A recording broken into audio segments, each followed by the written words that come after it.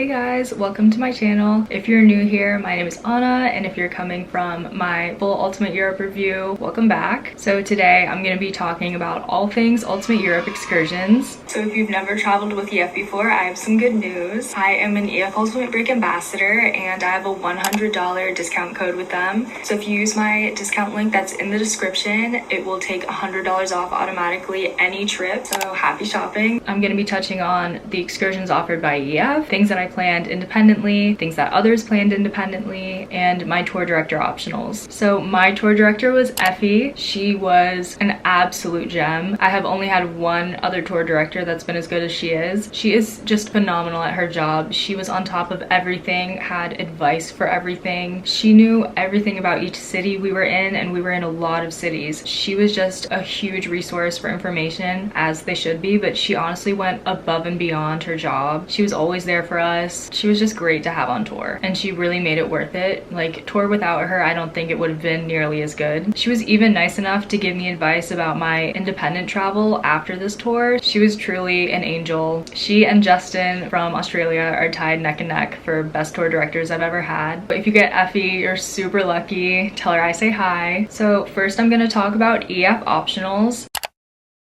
I only did one EF optional for the whole tour. They used to carry a lot more. They slimmed it down to 7 offerings. It used to be more than 10, so not quite sure why they did that. Maybe people weren't booking, but that's how it currently stands now. So EF offers currently Sagrada Familia and Sangria in Spain, Barceloneta Beach Day and Paddleboard. That is plus only. I'll get into that later. Palace of Versailles, London Eye and Tea, Dutch Countryside Biking Tour, Dachau Memorial, and the Swiss Alps Adventure. So I'll put a whole list of those optionals with prices right here. Feel free to pause. The only optional that I did with EF was the Dutch Countryside Biking Tour. This was $55 and the price was a little steep, but honestly I thought it was worth it. This is the only one that I'm gonna have footage of, so I figured I'd talk about it first. I didn't have footage of the bike ride itself because I'm not the best bike rider, so I didn't feel confident enough to be holding my phone and riding the bike. We stopped in like a field with a bunch of cows, which was cool, and then the ride ended with a Dutch pancake stop, which was just a crepe, which is interesting to me because in the Netherlands they definitely have mini pancakes, like regular pancakes, but they gave us a crepe. It was kind of like a DIY situation. They gave us Nutella, powdered sugar, and just let us put on whatever we wanted on the crepe and then fold it and go to town. But the lemonade they said they were giving us was just Kool-Aid, and then we had a shortcut ride back, so it was like half the time, and you get on a tiny ferry and then you ride back to the bike shop. I gave this an 8 out of 10. I thought it was really fun to do it in a place where biking is so popular, and I really liked the little break that we had in nature. But if you don't really appreciate, I don't know, nature, or like you don't want a physical activity, then I'd say skip it, but I personally enjoyed it. So what I will say about the EF optionals just straight off the bat is most of them I would just do solo, especially Versailles. That is absolutely possible to do solo. I personally did Versailles solo. I'll talk about what I did later. You can definitely do this without EF for less than half the cost. I touched on this a little bit in my whole review of Ultimate Europe, but EF is charging almost double the price for the same excursion that you could find on like Get Your Guide or Viator for a lot less. I booked through the Palace of Versailles official website and it was only €35 with a gardens pass versus EF's $120 price. Huge price discrepancy. I am happy I went solo because a lot of the people who were forced into the EF tour were really disappointed. The tour guide they got was kind of weird and upset that people were leaving the group to go like explore on their own. So a lot of people did not have a good time on the EF version. I was super glad that I just got to like go through where I wanted and take pictures in the Hall of Mirrors and do the gardens on my own. Also for like the London Eye excursion, you can absolutely book the London Eye by yourself. Unless you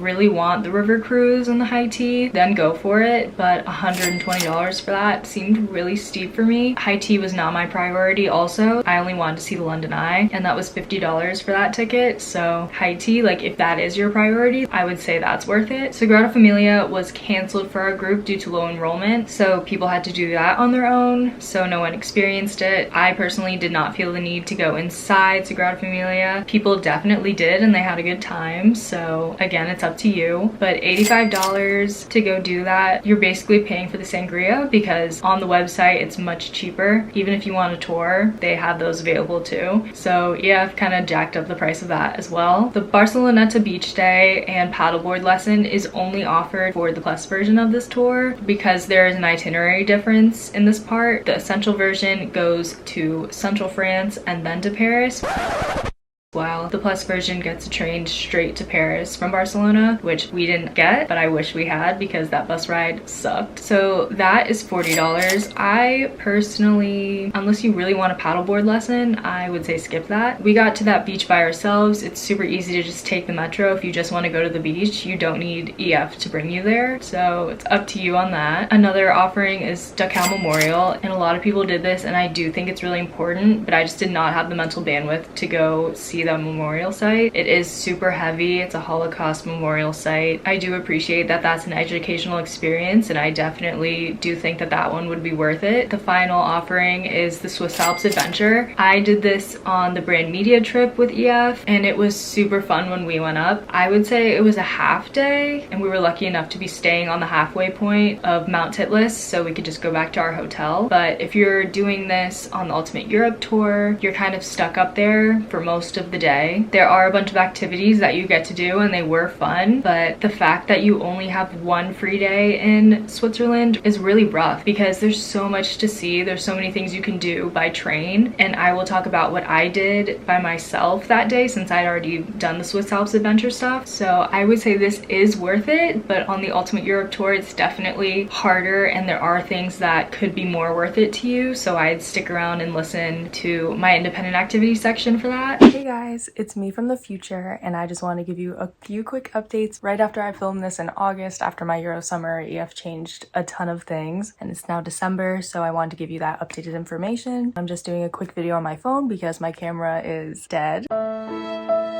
I dropped it in Disneyland, and we'll be posting that vlog eventually, so look out for that if you care. But yeah, let's get into it. So about the itineraries, right after I said that Essential still goes to Central France, they changed that. So now both Plus and Essential go straight from Barcelona to Paris by train. That's really nice for you guys. I wish we had never gone to Central France, but unfortunately both itineraries still do go to Central Germany. Rest in peace. I hope they change the hotel. So about excursions, EF added 9 new excursions on top of the 7 or however many they had before. So I'm going to quickly list those off since I have no opinions because they haven't had them before. All of these are new, including the excursions they used to carry that they got rid of. None of these are repeats, so that's going to be really interesting, and I wonder why they chose to add these, but we'll see. First is a tapas tour in Barcelona for $50. Second is a Disneyland Paris day trip with a park hopper pass for $165. So that's exactly what I did. I think this is worth it at the price point if they provide transportation to and from, because if they don't provide transportation, then they're charging you a higher price than what I paid for my ticket. So just be mindful of that. Next is an international food tour in London. Fourth is a stroopwafel making workshop in Amsterdam for $40. Then a Florentine market tasting and wine out of Florence, and that's $40. Then out of Orvieto, this is for the Plus itinerary only. They give you a wine tasting and lunch, and that's $45. Personally, I don't think you need to do this. There are plenty of places for you to go on your own in Orvieto, and we did not pay $45. Unless you really want a wine tasting, I would suggest the wine tasting in Venice that your TD offers, but this one I think is kind of unnecessary, and you can just go get a regular lunch and some wine. They're also offering a pizza cooking class out of Rome for $65. I went on to Get Your Guide and found a bunch of options for this, so don't feel like you need to book it through EF. There's like plenty of options depending on what you want. They also have like pasta and pizza making classes, and depending if you drink or not, they have like wine included and blah blah blah, so you can really customize.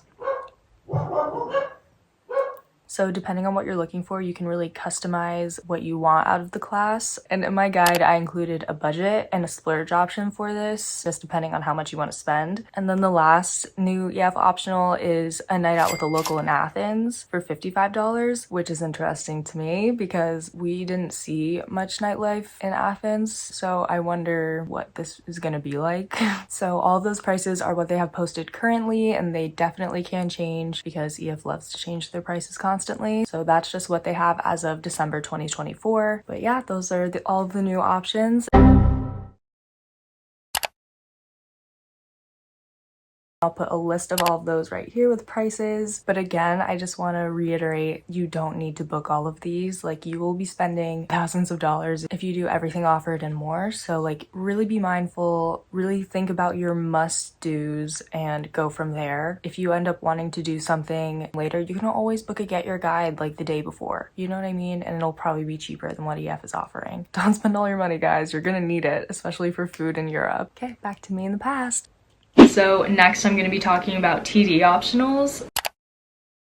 So if you get FE, these will probably be all the same, but depending on your tour director, some of these might be offered and some of them might not be. So she originally offered a paella cooking class in Spain, a flamenco show also in Spain, a Moulin Rouge show in Paris, an Amsterdam canal cruise, an Italian dinner and wine tasting out of Venice, a Venice gondola ride, and a Paros cruise. Again, I'll put all of them here with prices if you want to pause. So the paella cooking class was canceled due to low enrollment, so I think only 1 or 2 people signed up for that. She didn't get enough spots to fill, so she had to cancel it. The flamenco show I did not go to, but I heard it was really fun and it was exactly what people were expecting. The Moulin Rouge show was definitely pricey. I have no idea if regular tickets are that much. She probably got a group booking discount, so they might even be more. But the people who went had a great time. They said the show was really entertaining. If that's what you want to do in Paris, go for it. The Amsterdam canal cruise was unfortunately also canceled, but it was due to a storm. The booking operator canceled it. That would have been really fun to do, and I wish we had been able to do it because I did sign up for it. Hopefully you'll get better luck. The Italian dinner and wine tasting I did end up doing. This was outside of Venice, so we took a bus from our hotel about 30 to 45 minutes to a winery. I believe the winery was called Luna Winery? Luna Family Winery, something around that. You can also check that out on my vlog. The wine tasting gave us very generous pours. Like, it was totally worth the money. We got to try 2 whites, a rosé, and a red, so 4 wines in total. We got at least that much in our glass. Like, people got really drunk. The food was also really good. Like, we had a full 3-course dinner as well, and it was home cooked, so that was really, really nice to experience. There was also a grandpa there, and he was just like singing every 5 minutes for a long time. Heard he does it every single time. He will be there and he will be singing. You could also buy wine from this winery, of course. It was a 6-bottle minimum, and then shipping back to the US was $200 or $250, I believe, so definitely not cheap. I personally did not partake in that because my budget was already blown. You're spending at least $300, maybe $400 on wine if you do that, but the wine was pretty good, and it's authentic Italian wine, so that would be a really nice gift. Or yourself, when you get home, you have 6 bottles of Italian wine to drink. So the gondola ride, I wish I'd booked it, but I didn't, thinking that it would be cheaper to book there. I mean, it was only 25 euro, but I felt like that was kind of steep for just a gondola ride. The people who went on it, it ended up being like a 30-minute ride with 5 people to a boat. The excursion took place right after our walking tour in Venice, like in the heat of the day. It was super hot at that point, so to each their own. I wish I'd gone just because a gondola ride in Venice, but the people who went didn't seem thrilled by it just because it was so hot. I think everyone was kind of miserable that day. I definitely was. And finally, we have the Paros cruise. This I've seen recommended multiple times, so I knew I was gonna sign up for it. Also, there's not much to do in Paros, so pretty much everybody went on this, and it's a super nice kind of farewell activity with your whole group. For sure, book this. I had a fantastic time. The water was beautiful, and also the included lunch on the boat was super good. We got like meat skewers, salad, and naan. That was like the best naan I've ever had, with tzatziki, of course. It was a fantastic lunch. Like, we were kind of thriving that day. There is not alcohol on the boat, which was kind of confusing. I thought it was gonna be a booze cruise, but it wasn't. It's more of a swimming cruise, not a booze cruise. They stopped at like 4 different spots for us to go swim. It was from like 9 a.m. to 4 p.m., so a good chunk of the day. But we had 4 different swimming spots. None of them really had a beach, so it's not gonna be that kind of vibe, but you can all like jump off the boat. They also have masks for you if you wanna actually snorkel, and it was a great day. The The water was a little chilly, which was surprising because we were there literally the end of July, but the water was gorgeous. It was a great day on the boat and a super fun day with our group. If you're gonna book any of them, I would recommend that one because most of your group is probably gonna book it and you don't want to be like left on Paros by yourself. I almost forgot to talk about this, but I got a pin from each of the countries that we went to on this tour and added them all to my backpack. I definitely think that you should buy something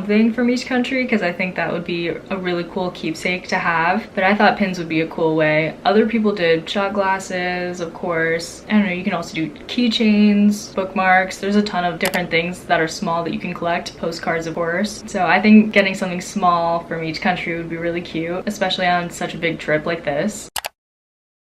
So now I'm going to talk about independent activities that I planned myself. In Paris, I went to Disneyland Paris. I did the Palace of Versailles by myself from Paris. I went to the Louvre in Paris. In London, I did the Warner Brothers Harry Potter studio tour. I did the London Eye as well in London. Most of the group booked a London pub crawl all together. In London, I went to the Natural History Museum. I got a Thai massage in Prague, which seems so random, but I'll get into that later. From Florence, I did a Cinque Terre tour. In Rome, I went inside the Colosseum. In Rome, I also did a Vatican Museum and Sistine Chapel tour. And in Switzerland, I did paragliding in Interlaken. So all the prices for all those things I will put right here if you want to pause. And now I'll talk about each of them a little bit. So for the Harry Potter studio tour, we were able to take public transportation the whole way, and City Mapper was my best friend on this because I was honestly really confused on how to get there at first, but City Mapper planned out the whole route. Your Oyster card that your tour director gives you will get you the whole way, so you don't need to pay for any transportation, which is super nice. In the City of London from our hotel, I think we had like 3 different trains and then one last train to where the studio tour buses are parked, where you can get on for free and it'll take you straight to the studio. I bought a ticket with the audio guide. That was unnecessary. It really didn't help that much. It was basically just speaking the words that are already on the displays of everything. It didn't really add anything extra. So you want to make sure you book this excursion early. Message in your group as soon as you want to go and ask if anyone else wants to come. Book it ASAP because this sells out really quickly. Like, you want to book at least a month in advance or your free days in London will probably all be booked up. Mine got booked up and I ended up having to go the day that we got to London. We went straight from our walking tour to the studio. Unfortunately, that meant we had a late time. I think our time was 6:30 and the studio closed at 10, which you think, oh, that's plenty of time. I'm not going to be there for that long, but you will. And that was with us rushing through the second half. When we were walking through, I genuinely thought the first half was it, and that once you got to the Forbidden Forest, that was the end of the tour. But that's only the halfway point. So going through, know that you have a whole second half to do, and the second half I enjoyed a lot more than the first. And if you want to message me for more details about this tour, I can totally talk about it for days. But they had a cafeteria at the halfway point. We ended up getting dinner there because we knew we wouldn't want to go back out after 10 p.m. to go get dinner somewhere, and most places would be closed. So your best bet was there. It was definitely expensive. It's also London, so that was the most expensive city that we went to, but the food there was pretty good, and we got butterbeer, so that was fun. If you love Harry Potter, you will love this tour. There were so many behind the scenes gems that we saw. I mean, it was cool learning about all of the actors and all the animal actors that they used and just how they created this whole world, and seeing behind the scenes sets and stuff. Like, it was a really cool experience. I only read the books last year, so I was a new fan, but I really had a good time. So definitely recommend going, but book your tickets as soon as you know you want to go. For Disneyland Paris, I love Disney, so I knew I was going. You only have one free day in Paris as the itinerary stands, so I would book it ASAP. If you know you want to go, it's got to be on that free day. No other day will give you enough time. For transportation, your Metro card your tour director gives you will get you halfway, and then you need to buy just a $5 ticket to get you the rest of the way. Again, City Mapper came in clutch. It got me the entire way, and it was pretty easy. Easier than figuring out how to get around in London to get to the Harry Potter studio tour. This was pretty straightforward. You just take one train all the way to the station where you have to buy your ticket, and then you'll see Disney ears everywhere telling you which stop to get off at, which train to take. Like, it was really convenient. And then it takes you you straight to the gates of Disneyland Paris. We ended up buying a 2-park 1-day ticket, which is absolutely doable, and I definitely recommend doing both. The parks are like Disneyland California, so they're right across the street from each other, just a short walk. We started at Walt Disney Studios Park in the morning and then went over to Disneyland Paris after, and we ended up park hopping back to ride Crush's coaster because it dropped in wait time. That is probably going to be your longest wait of the day, so plan accordingly. I definitely try to finesse the wait times when I go, so get the Disneyland Paris app. But if you love Disney, if you love rides, I would absolutely recommend. We had a fantastic day, and their fireworks show was much better than I was expecting, so I loved it. On the way back, the trains will not be running, which I didn't expect, so if you stay all the way through the end of the day to the fireworks show, you will need to take an Uber back. We took a Bolt, and I think it was 60 euro. I split it with one person, so 30 euro each for over an hour ride. Honestly, not bad at all, because in the US I know that would have been over $100. So just be aware of that getting back to your hotel in Paris, but absolutely recommend. It was a fantastic day. So for Versailles, I kind of talked about it a little bit already, but I decided to book this on my own, and then my tour director was nice enough to let me take the bus with the EF group, so I ended up not having to figure out the Parisian metro to get there and just hopped on the bus with them. And she told me what time to book my ticket for on the official website. I booked it literally the day before, so you don't have to worry about those selling out. I decided not to do a tour version because I know myself. I know I don't want to sit there listening to someone talk about the history. I can just look it up myself if I'm super interested. So I booked it with my friend and we just walked through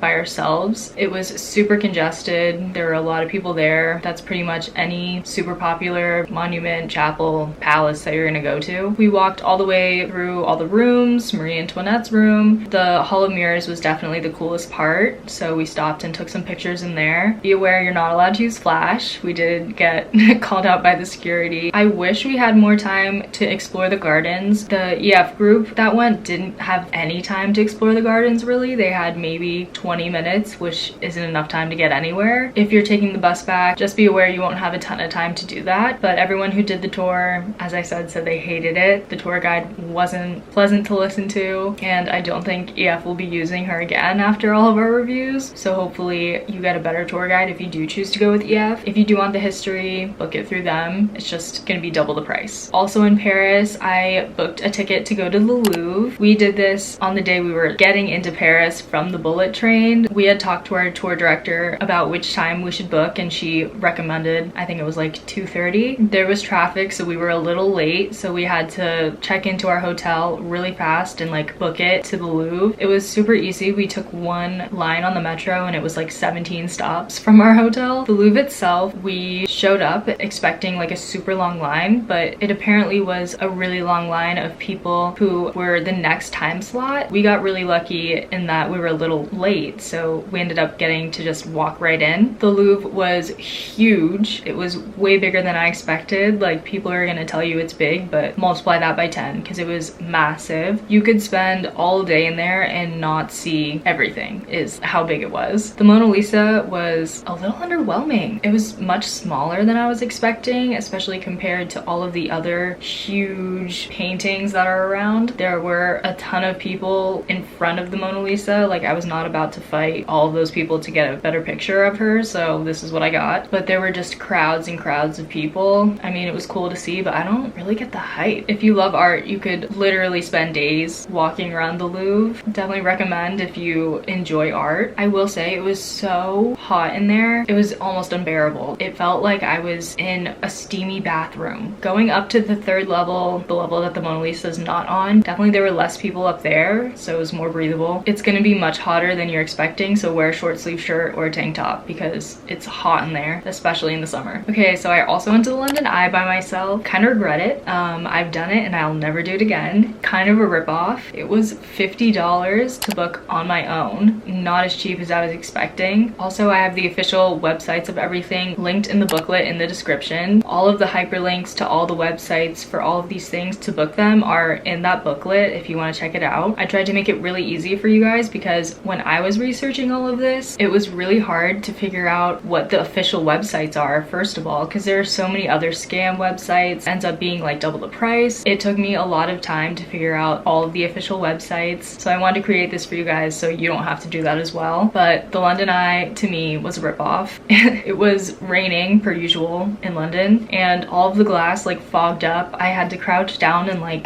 wipe off all the glass to be able to see out of it. To me, it was a ripoff just because there's so many free things to do in London that the view was not that spectacular to make it worth the price. I would say skip it unless you really want that view. I don't know, totally up to you. But $50 for like a 10-minute ride around a Ferris wheel when I can see Parliament from across the bridge for free, it wasn't worth it to me. So the pub crawl that we all booked was on Get Your Guide, and there were a lot more people that booked it than I was expecting. It was a group of like 60 of us when I think like maybe 15 of our group had booked it. It brought us to 5 different pubs or bars around London, and they had guides that would walk us from each. It included a free welcome shot at each bar, but the thing is they were set shots, so it would be of whatever they wanted it to be. At like Coyote Ugly, it was some really weak raspberry stuff that did nothing. That was watered down for sure, and most of the shots were either really weak or really strong. So I only took like, I don't know, 2, because I remember at one bar it was like a shot of whiskey, like, so that was kind of disappointing that we didn't get to get like tequila shots or whatever we wanted. But it was funny because our group was so big, every time we would move bars it would just completely empty out. For some reason I wasn't really getting drunk, so I didn't have the best time, but other people had a great time. But we also had an incident at like the 3rd stop out of 5 where this girl was bringing around shots on a tray, and she like purposely bumped into my friend and then blamed her, and then like security got involved and they were trying to charge her for the shots, and it was a whole mess with security. And luckily the Get Your Guide people were there, so they tried to handle it and talk security down, and we ended up not having to pay. So that was really nice that they handled that for us. So always be aware of the people bringing around shots because they might try to bump into you and then charge you for it. So also in London, I went to the Natural History Museum. This was free. Like a bunch of museums in London, not all, but a bunch of them are free. You just need to go on their website and reserve a ticket. And I wish I had planned to have more time here. It honestly really was cool to see, especially if you're into animals and like evolution and learning about that. I would definitely recommend, but we didn't have enough time because we had to get back to our hotel to get on the overnight ferry to Amsterdam. We only had like 45 minutes in there, but I could have spent probably another hour at least. So definitely recommend that museum in London, and there are a bunch of others, so do your research. In Prague, I got a Thai massage. This was not my first Thai massage, so I kind of knew what to expect going in, but for some reason in Prague, there's like Thai massage places everywhere. At this point of the trip, my body hurt, so I really wanted a massage. You could get a regular massage at like some hotel spa, but you know that's gonna be a lot more. I ended up paying like $68 for this. For a 90-minute massage, I felt like that was super cheap. I ended up picking one off of their menu that wasn't a full Thai massage, where they're not gonna like stretch you out like they usually do or like step on your back. But my friends had never had a massage before, and this was their first experience, and I didn't know that going in, and I felt so bad after because they were like so weirded out, and they were like, I don't know if I like massages. Not all of them are like that. So it was kind of a weird place. It was like a back of the room thing, and me and my roommate and another girl went, and the other girl had her own like separate curtained off area, and it's a Thai massage, so everyone was just on pads on the floor with a sheet. But me and my roommate ended up being next to each other with no separation, which we didn't expect, but it was fine. So we all had very different experiences. I would say if you're easily weirded out during a massage, don't get one.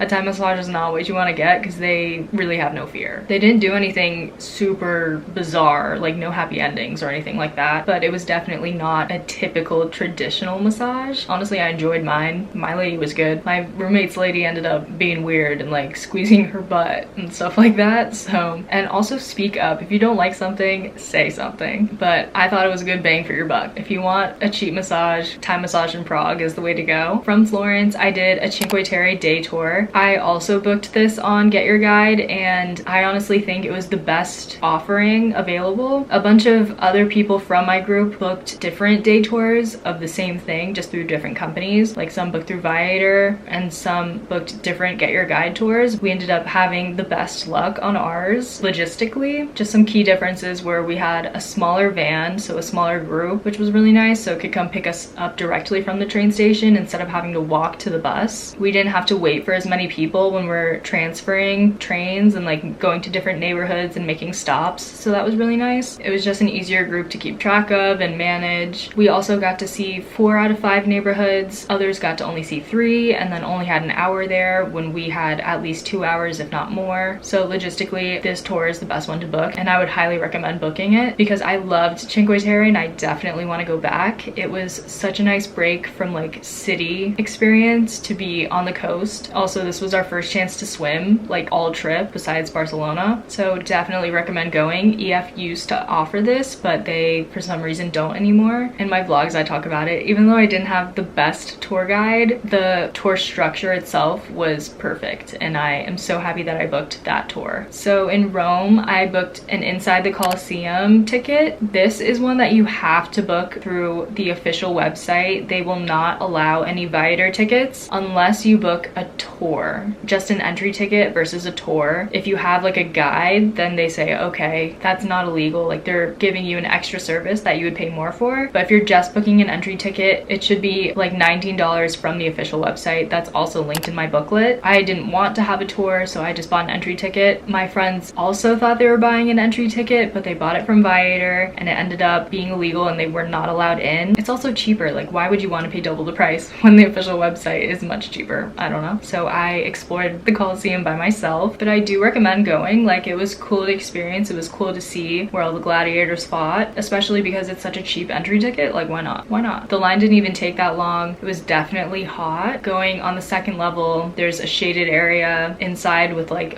a bunch of artifacts and maps and stuff like that where you can get out of the sun. But there were so many people. Like, it's a very crowded place, as are most places in Europe. It also includes the Palatine Hill entry, so you can go see all of that as well. So definitely recommend. Just make sure you book from the official website. So out of Rome, I also went to the Vatican City. Walking up to this, the walk-up line was insane. I could not imagine all those people waiting in this super long line just to see if they can get in without a ticket. Like, I have no idea how often they let these tickets go because there were so many people already in there and it was so hot. I just cannot imagine trying to get in without a ticket. The official website for this does sell out really, really fast. It is going to be the cheapest price if you don't want a tour. If you for sure know you want to go to the Vatican Museum, book it as early as possible. There's only one free day in Rome, so you'll know like what day to book it for. People have said the earlier the better. In my opinion, I would say if there's a late time slot, try to book then, because St. Peter's Basilica is free to get in. There are no tickets. The line is going to be insane, and in the heat we just could not wait for it, so we skipped it. But my friend messaged me and said if you go right before closing, there's no line and you can just walk in, take your photos, look at the ceiling, and there's not a ton to do in there. It's not a museum, so it's really just a look,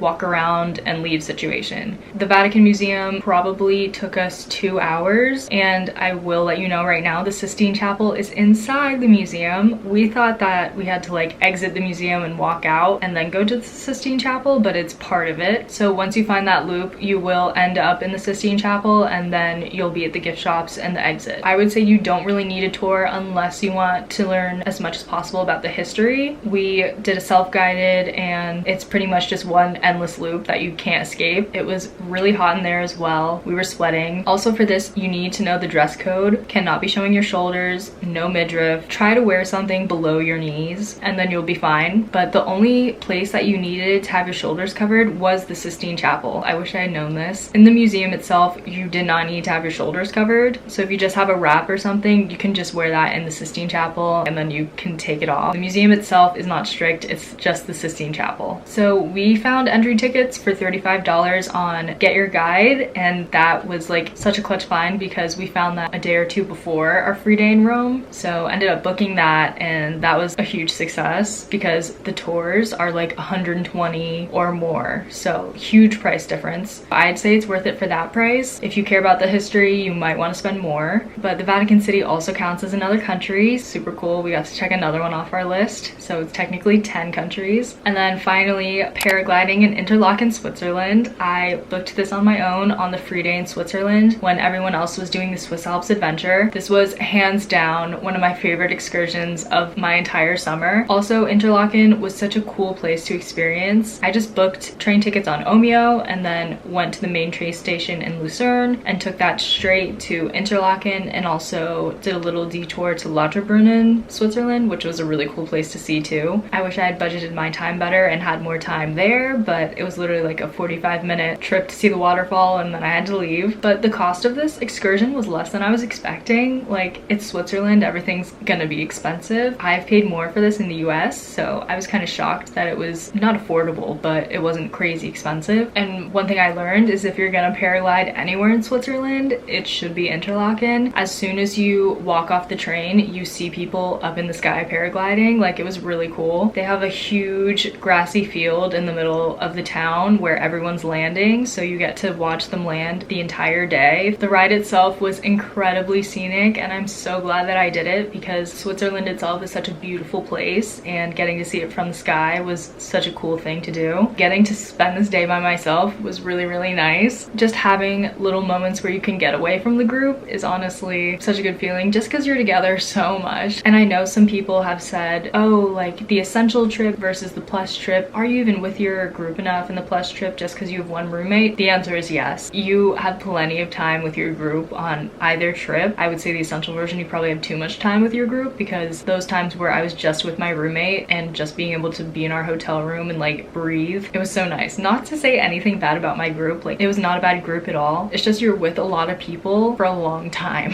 and having these like moments of solitude were really great. So this paragliding day was that for me. I can't say enough good things about paragliding in Interlaken. Like, do it if you can. Doing this versus the Swiss Alps adventure, that's a really hard one. They're both really cool experiences. I would say if you want to get more of Switzerland and being in the Swiss Alps, the adventure, you literally go up a mountain to the summit. So I would say that's probably more genuine Switzerland, but paragliding there and getting to see those two towns was really, really cool. And I would have been really upset if I hadn't been able to do that. So I'm super grateful that I got to do both. But if you don't want to be cold or you're not into snow, then maybe try out doing this, because it was not cold at all. Like, I just wore a little hoodie for when I was up in the sky, and then once I was down it was still like 75 degrees. They're such cute towns. Like, I got really good souvenirs there. Definitely fun to explore. And if you want information on how I booked this, how to do the trains, send me a message. I'd be happy to help. Okay, so now I'm just gonna go over a few things that other people planned that I did not, just to give you ideas. So people booked tours inside Sagrada Familia and got to see the inside of the chapel. It is still under construction and it's not gonna be done until 2029, I think. Some people went underground to the Parisian catacombs. I have heard the Roman catacombs are better, so if you want a cool catacomb experience, I would recommend Rome, but Paris is also an option. Some people had drinks and dinner on top of the Eiffel Tower. Everyone that I talked to that did that had a great time and they got to see the whole Parisian skyline, so that's a super cool experience to book. In Amsterdam, people went to the Van Gogh Museum. My roommate did this and she had a great time, and also hit a giant Brandy Melville store on the way back. If you want a good brandy, I'd say either there or Rome, but the one in Rome did not have the stuff that the one in Amsterdam did. Also out of Amsterdam, people went to the Anne Frank house, of course. This is one that you want to book ahead of time for sure. This is probably the most popular excursion that will absolutely sell out. If you know you want to go, book tickets ahead of time. You only have one free day in Amsterdam, I'm pretty sure, so book it for that day. In London, some people booked high tea experiences. These tend to be pretty pricey. If you want to spend that much on a high tea experience, go for it. In Rome, some people booked pasta making classes. A bunch of people in my group booked like a group pasta making class experience and they really enjoyed it. If you want to learn how to make pasta, go ahead. It also included dinner, so you eat what you make, which is really cool. From Rome, 2 girls from my group booked an Amalfi Coast tour. This will take up your whole day and more. They had to leave at like 5 a.m. so it was a really early excursion, but they got to cruise the Amalfi Coast, which is really cool. So if you want to check that out, I will link the tour that they went on in my booklet in the description. And then finally from Athens, a few people booked a sunset cruise, which my Greek tour director did recommend. She said if you want a beautiful sunset cruise experience, that place to do it is Athens. Okay, so that is it for excursions. I know I went over a lot, but as I said before, everything is in my booklet linked in the description, all the prices, all the links to everything. Definitely go ahead and use that resource. If you have any questions about any of the excursions or how to book stuff, you can totally message me on Instagram at Anna Richter. I'd be happy to help. But this was such a great trip. There's so much free time, so booking your excursions and researching that a little beforehand is definitely key. You definitely want to figure out your must-dos beforehand, because if they're all booked up, that's really sad and you don't get to go. This is a good taster for sure, and I hope you can build off of these suggestions. But yeah, thanks for watching, and I have a ton of other Ultimate Europe content if you want to check it out. But that's all for now, so see you in the next one.